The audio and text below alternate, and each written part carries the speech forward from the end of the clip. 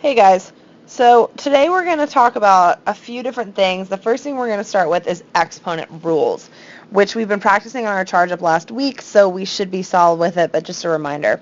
When I'm dealing with exponents, I need to remember MADs. When I multiply, I add my exponents. When I divide, I subtract my exponents. So if I had, let's say, 3 squared raised to the 6th power times 3 to the 7th. First thing I need to do is break down this problem. I see two exponents that are squished together like this, which means multiplication.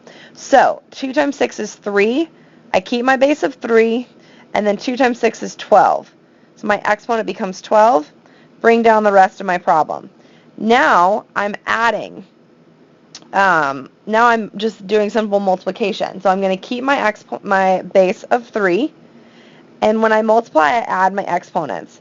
12 plus 7 is 19.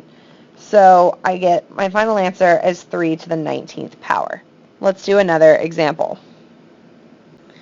Let's say I had the example 4 to the negative 7 over 4 to the negative 3.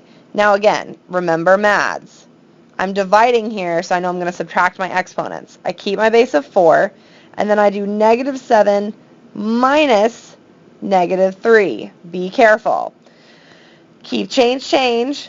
Negative 7 plus 3 is going to give me negative 4. That's like saying, I owe you $7, I pay you back 3, I still owe you 4. So my final answer is 4 to the negative 4. All right, let's move on to our next thing. All right, guys, let's look at this question. Use the two functions below to answer the question. So I have function 1, which is represented by taxi company A, and function 2, which is taxi company B. Taxi company A is represented by the graph, and taxi company B is represented by the equation y equals 2x plus 5. Before I can even compare these two things, I need to write an equation for taxi company A. So again, I know how to do this. I start at my y-intercept, which is 3, and then I go up to my next clear point, which is at 4 and 1.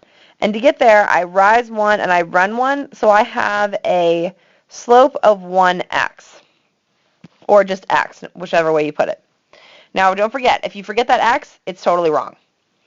All right, so now I just want to go through my answer choices and figure out which one works. So if these are represented by if these equations are representing taxi companies, then I need to understand what these numbers mean. For every mile that, if I'm working with taxi company A, for every mile that the cab travels, it charges $1 in addition to the initial charge of $3. And then if I look at taxi company B, for every mile, it charges $2 a mile. And then it has an initial fee of $5.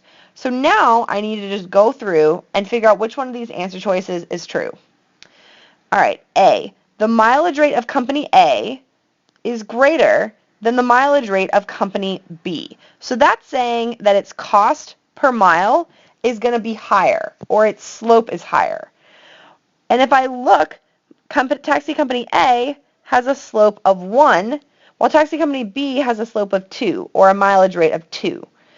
And since the answer says the mileage rate of company A is greater than the mileage rate of company B, that can't be true, because taxi company B has the higher mileage rate. All right, let's look at B. The initial fee of company B is equal to the initial fee of company A. All right, so if I look at my two equations, I know that my initial fee is going to be represented by my y-intercept. And if it's saying that the two are equal, that means the y-intercept has to be the same.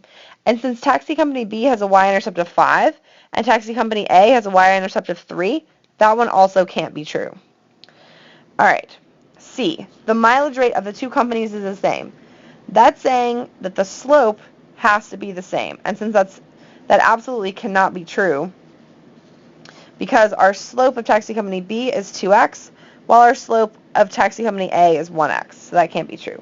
That leaves me with D. The initial fee of company A is less than the initial fee of company B. Taxi company A has a initial fee of $3. And taxi company B has an initial fee of $5.